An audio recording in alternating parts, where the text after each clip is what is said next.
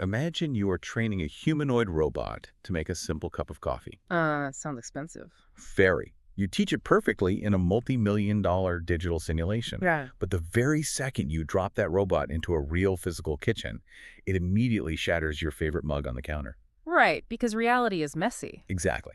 Because the gravity, the friction, the physical resistance of the coffee mug in the simulation were off by just, a fraction of a percent. Yeah. Today, we're looking at a week where NVIDIA decided to completely rewrite the digital physics of our world. You're listening to a deep dive into our sources, and our mission today is highly specific. We are synthesizing a massive week of NVIDIA AI developments published strictly between April 5th and April 11th, 2026. Right. This wasn't a week of flashy consumer keynotes. This was a week of foundational engineering and, well, geopolitical maneuvering. Which is why you should care. Exactly. Why does this specific stack of research papers, developer updates, and infrastructure reports matter to you? Because it represents a hard pivot in the AI industry. We're moving decisively away from text-based chatbots living on distant servers, And diving headfirst into physical AI? where artificial intelligence actually perceives, simulates, and interacts with the real world. At the same time, we're witnessing the hyperscale, sovereign infrastructure being built to run it. Okay, let's unpack this. It really is a critical inflection point for the entire industry. I mean, if you want to understand where technology is heading for the next decade, you have to look closely at the foundational research pushed out during this exact window. Right. Before you can successfully deploy that robot into a factory or even a coffee shop, you need theoretical models. Models capable of perceiving the environment exactly as human beings do. And that takes us right to the foundation, the research models. Let's start with an upload to Hugging Face from NVIDIA Research called Audio Flamingo Next. Or AF Next. All right, AF Next. This is an 8 billion parameter long audio language model. The headline in the documentation is that it can reason over complex audio by using a 30-second window decomposition. Which is a huge leap. Yeah, essentially can ingest up to 30 continuous minutes of audio. But my immediate pushback here is, well, how? What do you mean? If I sit through a 30-minute college lecture, I inevitably suffer from context forgetting. I zone out. I forget what the professor said at the very beginning. Does a model with 8 billion parameters not suffer from that exact same memory fatigue? It's a highly relevant question because traditionally, AI transformer models hit what we call the memory wall. Right. The computational cost of remembering things scales quadratically with the length of the input. So the longer the audio, the harder the AI's brain has to work Until it just breaks down. until it just crashes or starts hallucinating. Yeah. Yeah. What NVIDIA is doing here with this 30-second window decomposition is essentially giving the model a rolling short-term memory buffer. Okay. And that buffer constantly summarizes data into a global long-term state. So it's actively taking like condensed notes as it listens, rather than trying to memorize every single phonetic syllable. Exactly. It processes the audio in discrete 30-second chunks, extracts the vital semantic, meaning the core concepts, and then passes that compressed understanding forward. Wow. It allows the model to analyze a dense half-hour corporate earnings call or, a long-form deep dive like this one without its memory buffer overflowing. And without forgetting the initial context. Okay, so AF Next solves the problem of an AI losing its memory over time. But memory isn't just about time. No, it's about physical space, too. Right.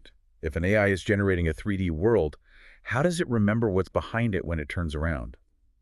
That leads us to another Hugging Face release from NVIDIA Research, which is Lyra 2.0. That's their 14 billion parameters single image to explorable 3D world model. Exactly. The documentation claims the fast variant achieves a 13x speedup, allowing developers to generate up to 90 meters of explorable, consistent 3D scenes from a single 2D image. But wait, a 13x speedup sounds like aggressive marketing spin. Are they sacrificing quality for that speed? Well, the breakthrough here isn't just the speed. It's how they solve a massive headache in AI video generation known as temporal drift and spatial forgetting.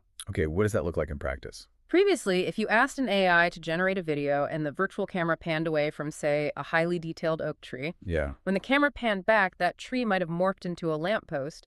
The AI literally forgot what occupied that physical space. Oh, wow. So the world just shifts around you. Right. Lyra 2.0 solves this by explicitly routing 3D geometry frame by frame and utilizing self-augmented history. It builds a persistent, rigid mental map of the 3D space as it creates it. So that's where the speed comes from. Yes, that 13x speedup comes from the model not having to constantly guess and re-render the physics of the environment from scratch every single frame. That persistent mental map feels like an absolute necessity, especially if you're going to use these generated 3D worlds to eventually train autonomous vehicles. Absolutely. Now, speaking of combining these senses, time, space, audio, visual, bench, we saw a fascinating paper presented at ICLR 2026 by NVIDIA Research Taiwan. It's on OmniVinci. Right, the open source omnimodal large language model. Yeah.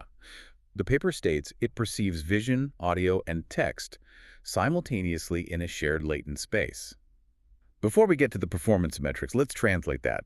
What exactly is a shared latent space? Think of a shared latent space like a universal translator deep inside the AI's neural network. Okay. Instead of having one separate brain for processing images and a totally different brain for reading text, all the data is mapped to the exact same neural coordinate system. So they share the same physical mapping. Exactly. So an image of an apple, the audio recording of a crunch, and the written word apple all point to the exact same conceptual location in the AI's mind.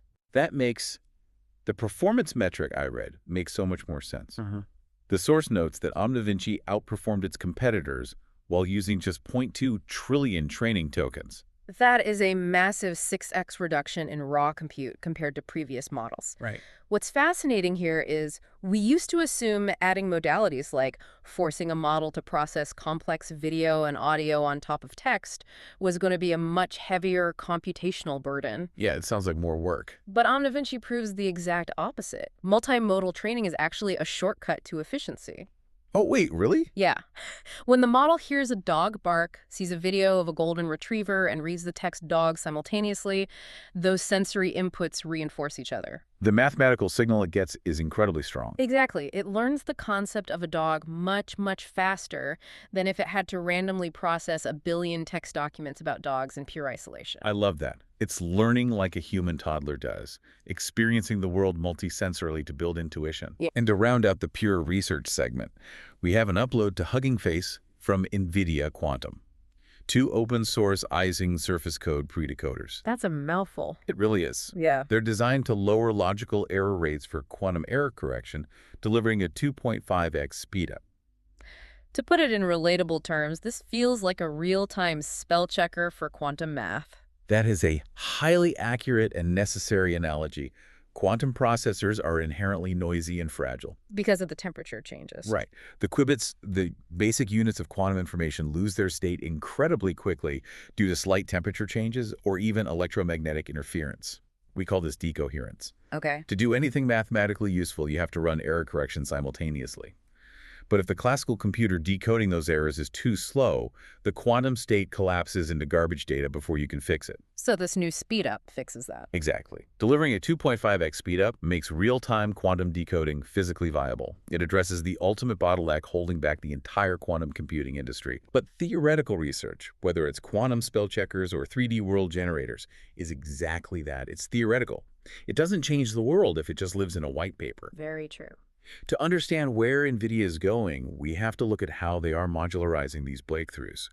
This week showed a massive push to put these tools into the hands of software engineers so they can actually embed them into real-world applications. Exactly. The science project has to become a developable platform. Which brings us to an update on the NVIDIA technical blog regarding Omniverse. NVIDIA essentially broke the core capabilities out of its monolithic Omniverse stack. Right. They release them as standalone CAPIs. Specifically, we're looking at OverTX for rendering, OVSX for physics, and OpStorage for data pipelines. Why is this specific architectural shift such a big deal for developers? Because of the massive friction developers faced prior to this. Historically, to use Omniverse's incredible physics and rendering engines, you had to operate entirely inside the heavy standalone Omniverse software ecosystem. It was a walled garden. Exactly. By breaking it into composable CAPIs, NVIDIA is turning Omniverse into a physical AI substrate. So they can just pick and choose what they need. Yeah. If a developer is building a proprietary enterprise app or an autonomous agent framework, they can now surgically extract just the physics engine or just the rendering pipeline and plug it directly into their existing code base. You don't have to adopt their whole universe just to get the benefits of their world-building tech. Precisely. And building heavily on that exact physics capability, timed with National Robotics Week, NVIDIA announced the general availability of the open-source Newton 1.0 physics engine. Alongside a release on GitHub for the Komodo Soma V1.1 text-to-motion diffusion model. Right. The documentation states these provide the high-accuracy simulation foundation needed to train humanoid robots to execute natural language commands. Here's where it gets really interesting. Are we essentially giving developers the cheat codes to build the matrix for robotic training? In a very literal sense, yes. The gap between digital simulation and reality, which engineers call the sim-to-real gap, is the single hardest problem in robotics. Because if the simulation is off by a tiny bit, it all fails. Completely. If the digital physics engine doesn't perfectly, flawlessly mimic real-world friction, gravity, mass, and object collision, a robot trained in that simulation will fail instantly in the physical world. Like dropping the coffee mug. Exactly. It will crush a paper cup or drop a wrench. Newton 1.0 provides that hyper-accurate physical grounding. What about Komodo? Well, Komodo allows developers to use simple text prompts to generate incredibly realistic skeletal motion data to train the robot's brain. You can simulate millions of interactions before the robot ever touches a piece of physical hardware. But training those robotic brains takes a massive amount of time, and it uses a lot of incredibly expensive hardware. Right. Which points us to a tutorial published on the NVIDIA technical blog about something called nvCOMP checkpoint compression. This is a Python integration for compressing the massive files generated when you save an AI model's training state. The math here is wild. It yields 21% to 29% compression. Which is significant. Yeah, that roughly translates to saving $56,000 a month in idle GPU costs for a 405 billion parameter model running on a cluster of Blackwell GPUs. It highlights a massive, often hidden cost in AI development. Think of checkpointing like playing a massive, insanely difficult video game. Okay. If you don't hit save regularly and your console crashes, you lose weeks of progress. AI developers have to constantly save the model's state, but saving a 405 billion parameter model is like trying to save a game file the size of a municipal library. Oh, wow. So writing those terabytes of data to storage takes real time. Yes, Wow. and while that data is writing, those ultra-expensive Blackwell GPUs are just sitting there, completely idle, burning electricity and money. So NVCOMP shrinks the file size. Exactly. By utilizing nvCOMP to compress that data on the fly by nearly 30%, you drastically reduce the write time, getting those GPUs back to processing data much faster. Okay, saving money is always a win for developers. Now, looking at platform enablement, NVIDIA also extended support for the 230 billion parameter MiniMax mixture of experts model. Right, across its endpoints and NeMo fine-tuning workflows. They claim that through specific kernel optimizations on Blackwell Ultra systems, they enabled up to a 2.7x throughput gain. Before we unpack the speed gain, what exactly is a mixture of experts model and what is a kernel optimization? A mixture of experts, or MoE model, is essentially an AI architecture that doesn't just have one giant monolithic brain. Okay. Instead, it has a routing mechanism that directs your prompt to specific specialized mini-brain, or experts within the model. One expert might be great at Python code, another at creative writing. That sounds highly efficient, but incredibly complex to run. It is. And a kernel optimization means NVIDIA's engineers actually went into the low-level software that directly controls the Blackwell silicon, the kernel, and they fine-tuned the memory pathways specifically to handle the unique traffic patterns of this MiniMax model. So they are actively tuning the engine of their newest chips to make an open weights model run 2.7x faster. Yeah. It really shows they aren't just locking down their hardware for their own proprietary models, but running all these highly optimized, physically grounded AI environments requires an unfathomable amount of physical iron, which shifts our focus from the software code to the physical data center. The physical infrastructure. We saw infrastructure guidance published regarding NVIDIA Mission Control and Slurm. This is to schedule multi-node AI jobs across their newest rack-scale GB200 and GB300 NVL72 supercomputers.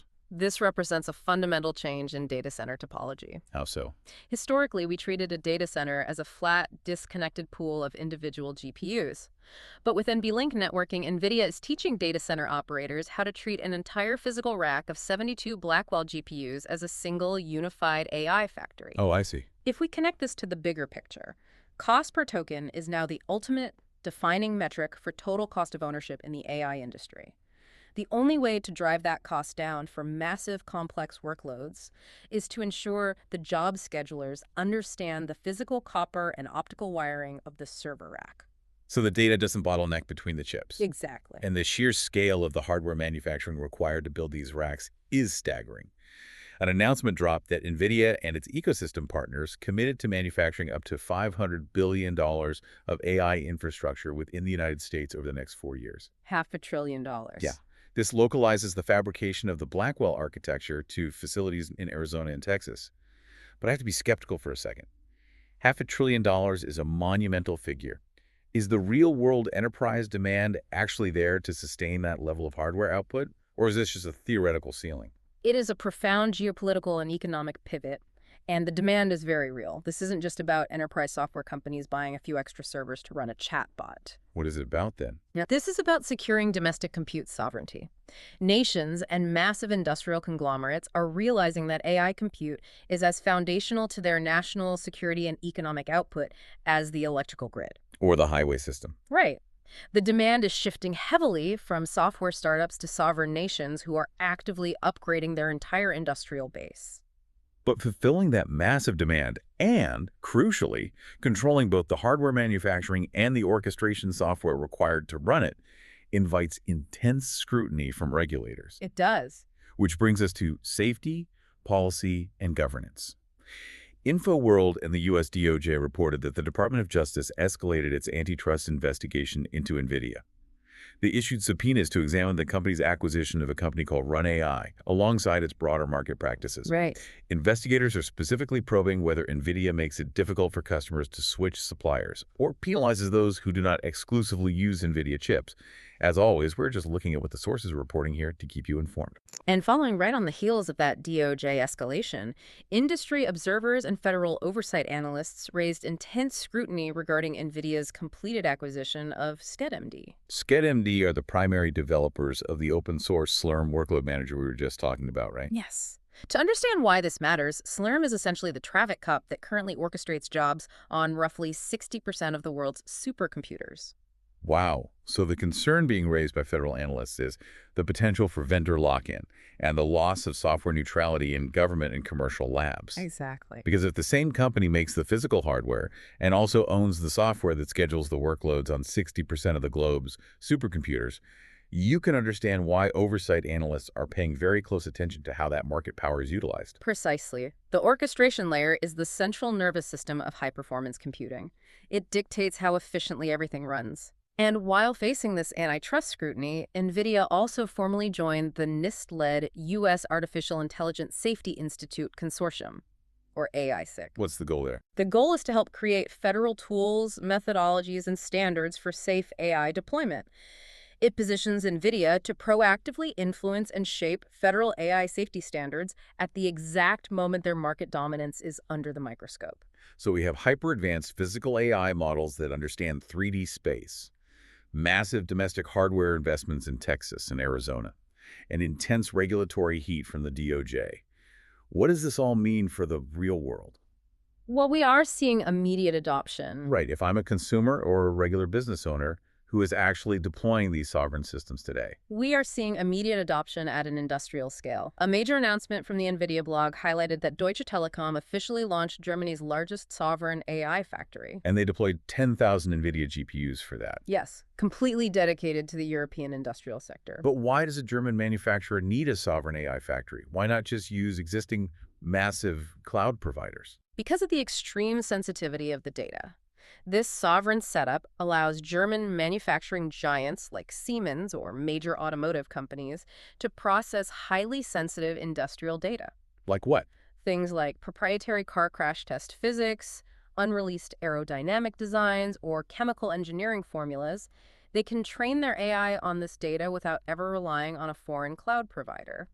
Ensuring the data never legally leaves their own borders. Exactly. They are utilizing the physical AI tools we discussed, like the Omniverse APIs and the Newton physics engines, to simulate their factories locally and securely. And it's not just heavy European industry.